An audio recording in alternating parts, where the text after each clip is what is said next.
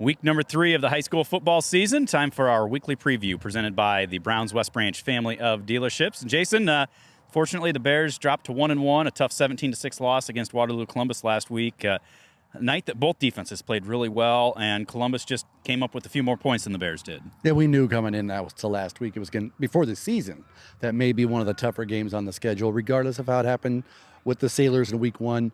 We talked about how this may very well be the toughest team that West Branch plays all year, offensively, defensively. They're just big up front, man. I can't imagine West Branch will see a bigger team in the regular season up front. They were physical, and they just had the right guys in the right places making big plays. Yeah. Well, fortunately, it's early on in the year, so still time for these guys to learn from that. And, it's a good test to say, okay, if we are playing a playoff caliber team, this is where we need to be. So now they can get back to practice up here and say, let's work that much harder now. Yeah, and for what he's saying is that, you hear things from here and there and everywhere that, they lost. The Bears lost. They're 1-1. And in the grand scheme of the playoff spectrum, it really doesn't matter. Everybody's still 0-0 as far as that goes. But before we get to that week 4, the Bears have to go on the road in Maquoketa Valley, a place they've been numerous times in the past 3 or 4 years, so it's not uncomfortable for the kids. So, but it's an opponent that they've got to know very well, and hopefully they can find some success. Yeah, well, much like last week, we're going to start at the top with number 1, A.J. Amundo. Yeah. He is their do-everything, just a phenomenal athlete, and the Bears really going to be keying on him here in this week. Yeah, the kid's averaging about 178 yards per game and through 2 weeks, and it's like last year the Bears had this running back average 200 yards and this running back, and you get a 200-yard running back.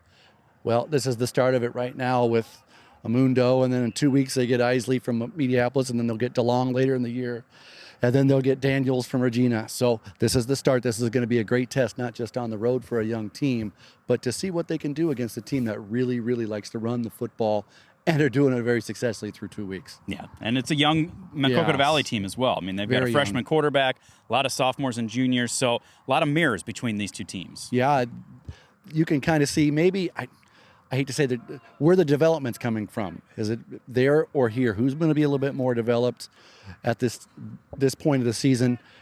Guys that we're not even talking about, like he talked about some of the younger kids. A kid last year we talked about when he was a freshman, now he's a sophomore for the Wildcats. It's Aiden Salo up front.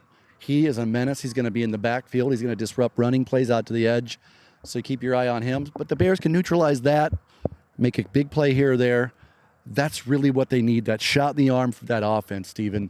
Need a big shot in the arm, and then maybe the ball can start going. They can start going down the hill in a positive way. Yeah. Well, you look at stats. Maquoketa Valley averages 230 yards on the ground. They've given up about 280. Now, part of that, they played a Southwind team that doesn't throw the ball much, ran for 400 against them last week. On the flip side, Maquoketa Valley only averaging 17 yards through the air, but they've only given up 59 through the air over the first 2 games. So it's definitely going to be 3 yards in a cloud of dust this weekend. Yeah, and similarly, West Branch has only had about 59 yards and they've had less than 200, they have 217 total yards on the season. So Maquoketa Valley is probably looking at this and saying, we're seeing a West Branch team that we haven't seen before. A team that's not coming in here with a quarterback that can throw for 200, a running back that can pop for 150. This is a different team. They probably got some confidence seeing that. And maybe that's going to work in West Branch's favor, that they're going into a team that says, we might have West Branch where we want them. It's going to be fun, that chess battle, Stephen, what statistically speaking at the end of the game. We'll see where it ends up. Yeah, well, it's going to be fun too because directionally, we're heading north. This is going to be the 3rd game in a row, and 4 out of 5 that they're going to play a directional school. They started off with North Lynn. Last week they had South Winneshiek. This week they have West Branch. Bellevue sneaks into the schedule next week. Then they have East Buchanan, and they close out the year with North Lynn. So 5 out of their 8 games are directional schools. How many schools in the state of Iowa? I'll tell you right now. He set me up for this. He didn't tell me what it was going to be before we started talking. He said, I got a good one for you. That's pretty good. But now, fans, go do your research. How many schools in the state of Iowa can say in the first 8 games, the regular season, that they've played a school from every single direction that you could possibly have? You got a West Branch, you got a North Lynn, you got a South Wind, or North Lynn, a South Wind, and an East Buck. So you got them all. Yep. That's that, and a Northeast Goose Lake. So Northwest, that'd be pretty great if you get all 8. But I don't. That's pretty fun statistic, Stephen.